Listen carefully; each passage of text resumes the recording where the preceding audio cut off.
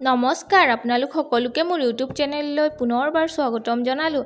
আজি মই আটাৰ চকলেট বিস্কুট ৰেচিপি এটা লৈ আহিছোঁ। ইয়াতে মই বাটাৰ লৈছোঁ, বাটাৰখিনি হাতেৰে বিট কৰি ল'ম।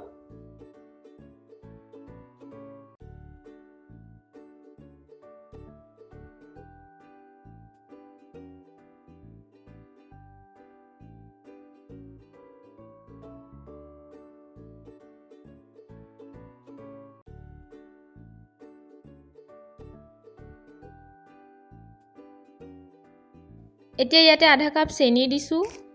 চেনিখিনিও মিহলাই লৈছোঁ।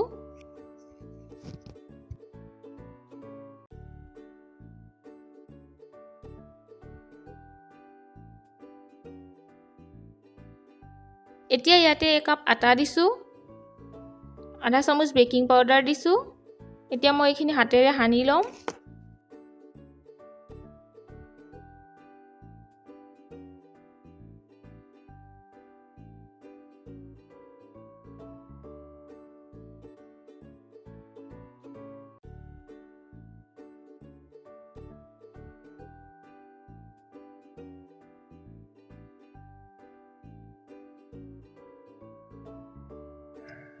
এইখিনি সানি হৈ গ'ল। এতিয়া মই ইয়াৰে দুটা ভাগ কৰিছোঁ। এটা ভাগত এচামুচ কোকো পাউডাৰ দিছোঁ। এইখিনিও সানি ল'ম।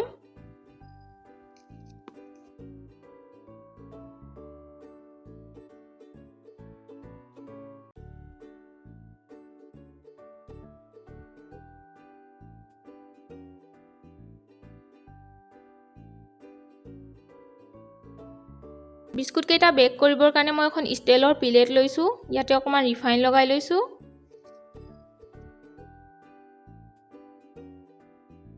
এতিয়া মই দুইটা ভাগৰ পৰা সৰু সৰুকৈ গোল কৰি লৈছোঁ।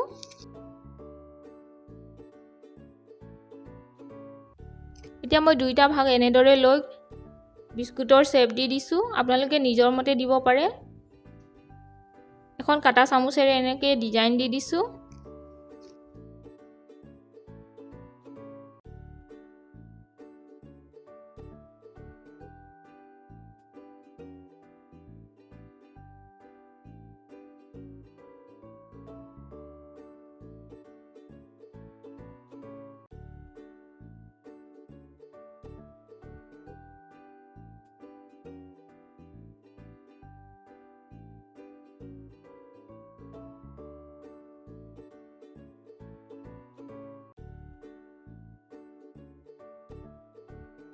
বিস্কুট কেইটা থওঁতে অলপ ফাক ফাককৈ থৈছোঁ, নহ'লে পিছত ফুলিলে লাগি যাব।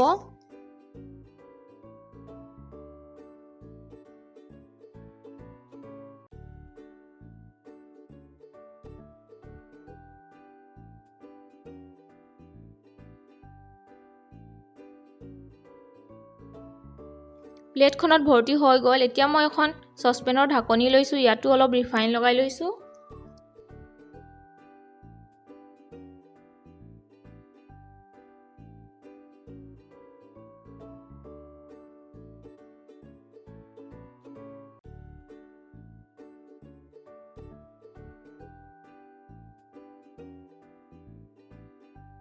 বিস্কুট কেইটা বনাই হৈ গ'ল।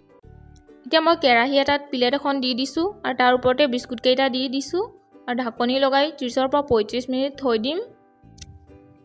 35 মিনিট হৈ গ'ল। এয়া চাওকচোন, বিস্কুট কেইটা ফুলি আহিছে। এইকেইটা নমাই লৈছোঁ আৰু এতিয়া বাকী কেইটা বিস্কুটো এনেদৰে দি দিছোঁ। এয়া বিস্কুট কেইটা হৈ গ'ল। এয়া চাওক, ভাঙিও গৈছে। ভিডিঅ'টো চাই যদি ভাল পালে লাইক কৰিব, শ্বেয়াৰ কৰিব, চেনেলটো ছাবস্ক্ৰাইব কৰি দিব। ধন্যবাদ।